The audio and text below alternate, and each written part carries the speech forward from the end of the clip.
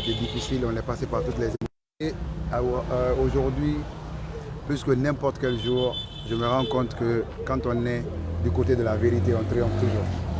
Quand on est du côté de la réalité, on triomphe toujours. On est content parce que on était dépeint en noir au début. Tout ce qu'on disait n'était pas compris. Mais on s'est battu pour que les gens comprennent que le football, c'est l'union, le football, c'est parce que tu connais. Mais le football, c'est à un certain moment s'arrêter et ne pas penser à soi, penser qu'au ballon qui doit tourner. Donc on est très heureux aujourd'hui. Vous avez remarqué que moi je suis passé par toutes les émotions parce que Bouba Sampi, qui était censé prendre la parole pour parler de son programme, a préféré que celui qui est le plus jeune sur sa liste parle. Et ça, je n'étais pas préparé à ça. Mais ça m'a prouvé que, comme je l'ai toujours compris, que Bouba Sampi est un mentor pour les jeunes et qu'il peut mettre par devant de la scène tous les jeunes qui en valent la peine. Qu'est-ce qui va être la priorité pour vous? Bon, vous savez, nous, on n'a pas de priorité prioritaire, si ça peut se dire. Nous avons un programme. Notre programme est axé sur 3 axes.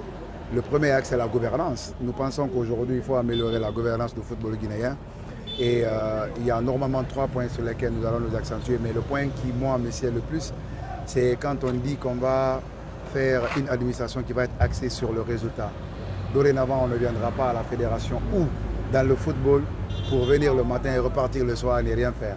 Les gens vont être soumis à des résultats. On va s'arrêter à mi-parcours pour évaluer toutes les tâches qui ont été conférées aux gens. Mais aussi l'amélioration de la compétitivité. Vous savez, en Guinée, moi je viens de l'amateur.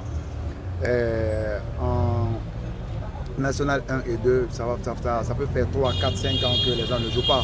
Et puis le football féminin aussi. Vous êtes des journalistes sportifs, vous savez, ici le football féminin n'est pas pris en compte. On veut, à partir du moment qu'on est en tête de la Fédération guinéenne de football, que toutes ces compétitions-là se jouent et régulièrement. Le troisième axe, c'est les infrastructures. Il n'y a pas de football sans terrain adéquat.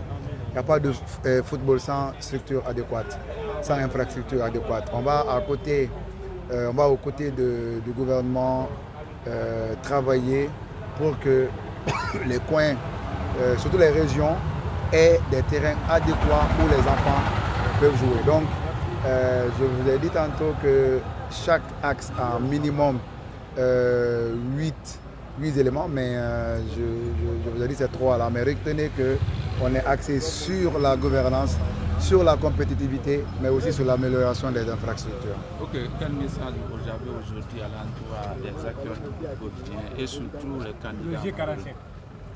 Non, vous savez, pour moi, il y a un jeu 65.